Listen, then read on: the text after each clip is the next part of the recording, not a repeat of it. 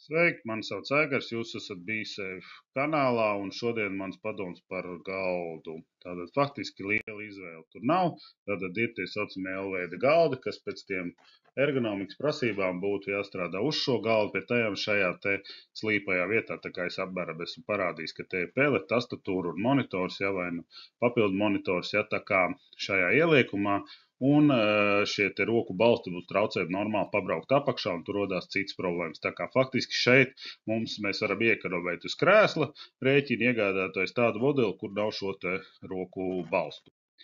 Nu, un, protams, otrs variants ir šis te taisnstūra galds, ja, tad mums pareizi pēc ergonomikas būtu vajadzīgs šis papildu plaukts un, attiecīgi, protams, krēsls ar roku balstiem, lai mēs varam rokas atbalstīt gan uz šī te krēsla, gan uz šī te papildu plauktu, un tālāk jau viss salikts taisni, lai mēs darbotos. Ļoti izvairamies strādāt divos līmeņos, kad dažreiz cilvēki peli liek augšā, tastatūra lejā, un tad iznāk, ka tā roka visu laiku papildus tiek kustināta, un īstenībā tas rada papildus slodzi uz plaukstas pamatni, un agri vai vēl veidojas tas saucamais karpālā kanāla sindroms. Nu, lūk, tad, kad mēs sēžam, mums ir jābalstās 4 punktos, attiecīgi mēs redzam, ka sēžam, dibens ir atbalstīts, kājas.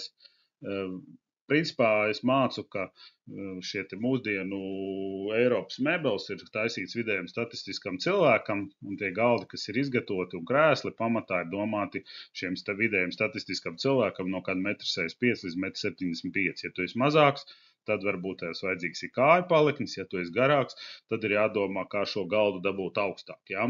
Tāds ir tas noteikums, tā kā tie, kuri ir tajā vidējā statistiskā, var nopūsties, ja šajā gadījumā viņiem ir veicies. Krēslam muguras šī te daļa jāmāk saregulēt tā, lai šis te atbalsts, un te ir tas stāsts, kāpēc ir svarīgi pareizi krēslu, lai arī mugurkauls šeit ar līkumu atbalstās, un šis līkums ir pareizi nevis pie dibena un vēl kaut kur. Un, protams, rokas liekam atbalstam tā kā šeit ir, lai maksimāli mazāk kustētos tieši pati roku un nebalstītos uz šo te plaukstas pamatni, ja, un līdz ar to neiedzīvotos karpālā kanāla sindromā. Nu, un stāvot mēs stāvam. Ja mēs vēl noliktu to saucamo ergonomisko paliknīti, ir speciāli palikņi, kur samazina slodzi uz kājām, tas būtu pavisam labi. Nu, un arī rokām ir jābūt atbalstītām, tad stāvot, faktiski tās būs divas daļas. Pie tam, ja mums ir šāda iespēja, atceramies, ka nekas labāks par miksētu darba laiku, tā kā skolā 40 minūtes stāvam, 40 sēžam, 40 stāvam, 40 sēžam, nekas nav izdomāts. Nebūtu labi, ka bari daži saka, nu es pirmdienu, otrdien pastāvu un tad trešdien, ceturtdien pasēžu, ja? Tā nebūtu īsti forši, ja, jo papildus slodze rodās.